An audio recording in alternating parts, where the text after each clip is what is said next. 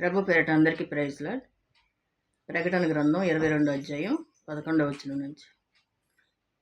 అన్యాయం చేయవాడిని ఇంకనూ అన్యాయంగానే ఉండనిమ్ము, అపవిత్రుడైన వాడిని ఇంకనూ అపవిత్రముగానే ఉండనిమ్ము, నీతిమంతుడను ఇంకనూ నీతిమంతునిగానే ఉండనిమ్ము, పరిశుద్ధుడను ఇంకా పరిశుద్ధునిగానే ఉండనిమ్ము. దేవుడు అంటున్నాడు, ఇదిగో నేను త్వరగా వస్తున్నాను, ఎవరి క్రియల ఫలితం వాళ్ళకి ఇస్తాను, నేను దాచిపెట్టిన జీతం నా యొద్ద ఉన్నది.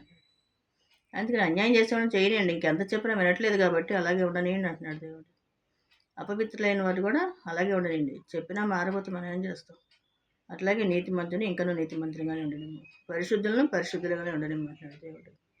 వాని క్రియలు చొప్పున ప్రతి వానికి ఇచ్చటకు జీతం నా యొద్ద ఉన్నదని చెప్తున్నాడు. కాబట్టి మనం పరిశుద్ధంగా జీవించడానికి మనం ఆయన ఇచ్చే జీతం పొందుకుంటే మనకు ఎంతో సంతోషం. కాబట్టి పరిశుద్ధంగా జీవించడం